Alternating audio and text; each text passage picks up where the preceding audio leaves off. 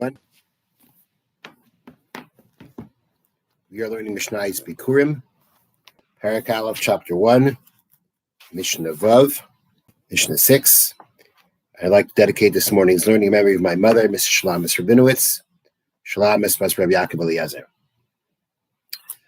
Mishnah continuing with other examples of where a person brings Bikurim but does not read the passages of Bikurim.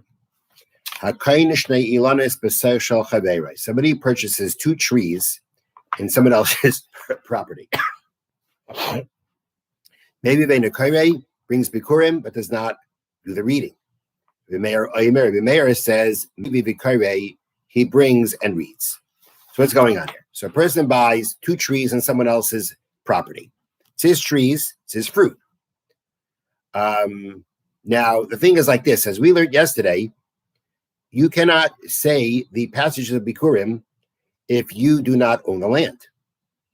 So the Bartanura in his commentary points out that if the case was you bought three trees, then we would say for sure that the trees and the land around it belongs to you. Actually, in the case of three trees, we say that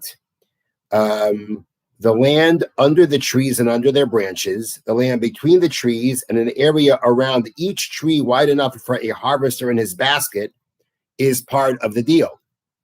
That's when you have three trees. If let's say it's only one tree, then there's no question that all you buy is the tree and not the land under it. If you buy two trees, which is discussion about Mishnah, that seems to be a question. What is the understanding then? Is understanding that you buy the land under and around the trees also or not? So the first opinion of the Mishnah holds that it's a doubt, it's a question. And therefore, because it's a question, you're left with the following. I have a question, do I have a mitzvah to bring Bikurim or not?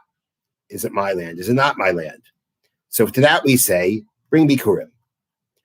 Because it's a doubt. It's a doubt about a mitzvah in the Torah. You should be strict. You should make sure you get it done.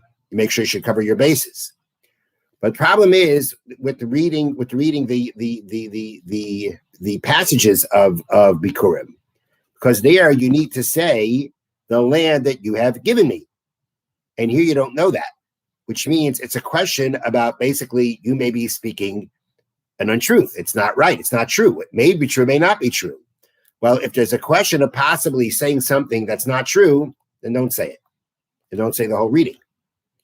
But for the actual bringing, that you would do. So that's the opinion of the first. That's the opinion, the first opinion brought down in the Mishnah, the Tanakama. Maybe Veinakare, you bring the Bikurim, you don't do the reading. The mayor says you bring and you do the reading.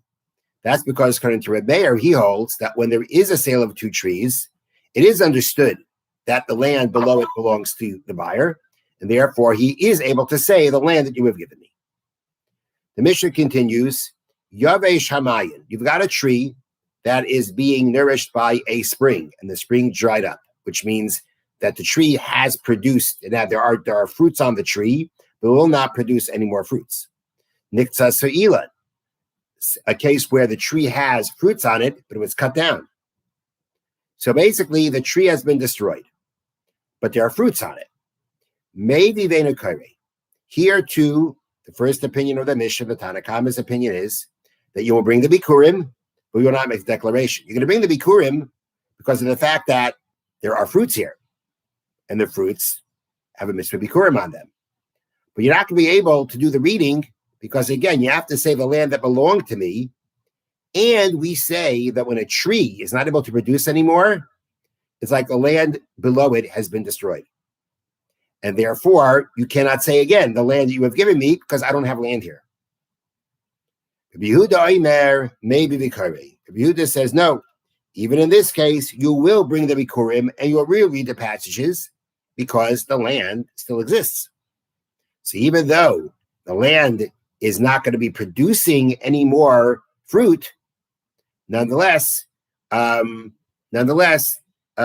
call it's the land, and therefore the fruit was a product of this land, and therefore you can say the land that you have given me.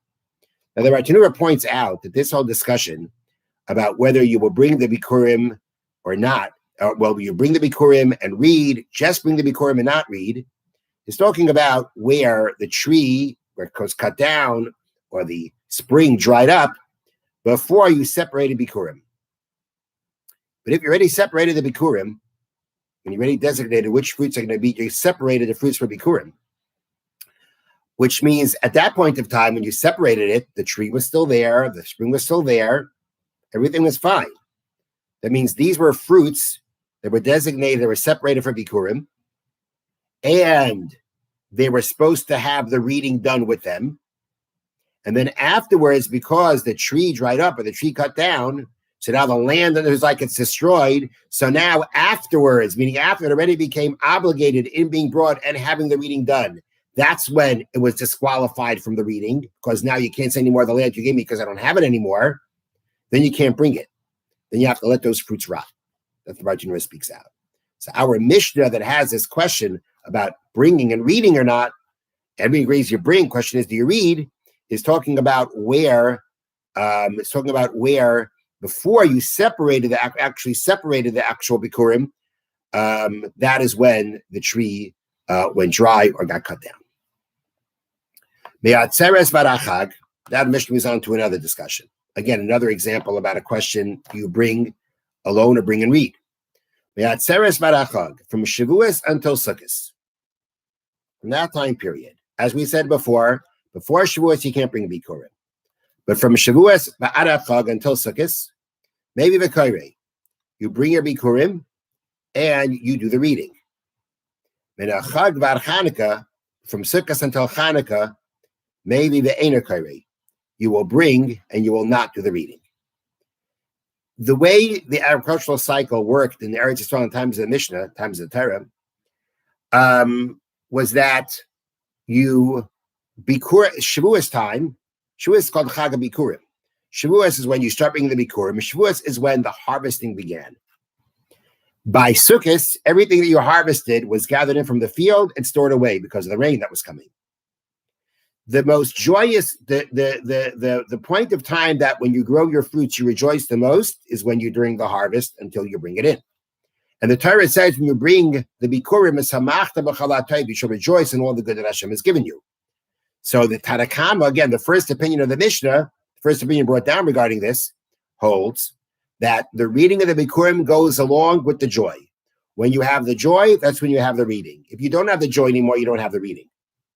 So once after things have been brought in, which is Sukkot time, then the joy is over. You're still going to bring, because of the fact that there are still fruits in the field that are going to mean there are still fruits that have to be picked up until Hanukkah. So up until Hanukkah, there's still some fruits around, and since there are still some fruits around, the mitzvah bikurim is still there, but you can't do the reading because it's not the time of joy. That is the first opinion of the Mishnah. Yehuda ben Beseira Omer, Yehuda the son of Beseira said, maybe v'kari. You bring and you read. According to Yehuda Beseira, he does not hold of this derivation from the words of the pasuk that the reading has to go together with the joy, and therefore, as long as you can bring, you read, and therefore, according to Yehuda Beseira, until Hanukkah you would bring. But after Hanukkah, when there's nothing more of the new crop that's left, then already, if you miss Bikurim, you cannot bring it anymore.